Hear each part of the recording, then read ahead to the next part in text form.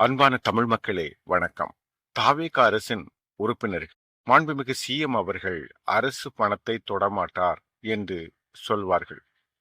காணொளியிலே ரீல்ஸிலே பல வீடியோக்களை நான் பார்த்திருக்கிறேன். அதுபோன்று ஒருத்தரையும் தொட விடமாட்டேன், தொட்டவர்களையும் விடமாட்டேன், இதற்கு முன் தொட்டவர்களையும் விடமாட்டேன் என்று சட்டசபையிலே சொன்னார்கள்.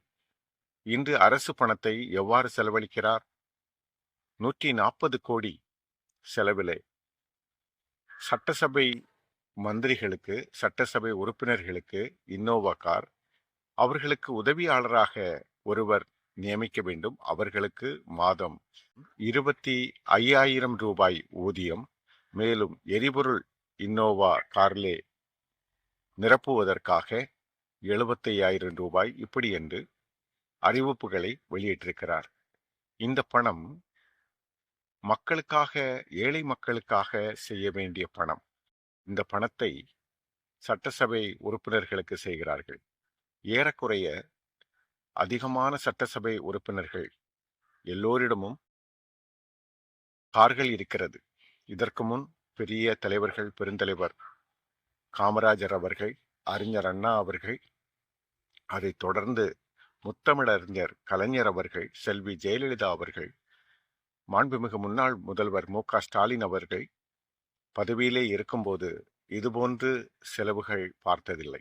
நடுத்தர வர்க்கத்தினர் என்று அழைக்கப்படும் வருமானத்தை வைத்து எண்ணப்படும் மக்கள் அவதிக்கு உள்ளாகி இருக்கிறார்கள். அவர்களுக்கு எந்த சலுகையும் இல்லை. தேர்தலுக்கு முன் எல்லா குடும்பங்களுக்கும் இலவசமான மின்சாரம், எல்லா குடும்ப தலைவிகளுக்கும் மாதம் 2,500 ரூபாய் என்று மாண்புமிகு முதல்வர் தேர்தலுக்கு முன் வாக்குறுதி கொடுத்தார். இது டிஎம்கே சொல்வதை போல வாயில் வடை சுடுவதை அல்ல, செயல்படுத்தப்படும் திட்டங்களை தான் நான் அறிவிக்கிறேன் என்றும் சொன்னார். இன்று நடுத்தர வர்க்கத்தினர் அந்த வரம்புக்குள் இல்லையா? அவர்கள் எவரும் இந்த சலுகைக்காக தகுதி இல்லையா என்று நான் கேட்கிறேன். அரசு கஜானாவில் காசு இல்லை என்று கூறிக்கொண்டிருக்கும் இந்த தருணத்தில் இந்த 140 கோடி செலவிலே இந்த இன்னோவா கார் வாங்குவது சரியான முடிவுதானா? மக்களை நீங்கள் கமெண்ட் செக்ஷனில் குறிப்பிடுங்கள்.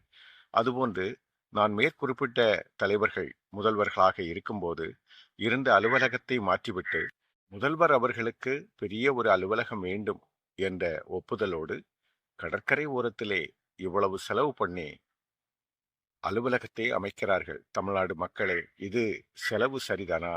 மேலும் மாற்றம் மாற்றம் என்று சொல்லி என்ன மாற்றத்தை நாம் இதுவரை கண்டுகொண்டோம்?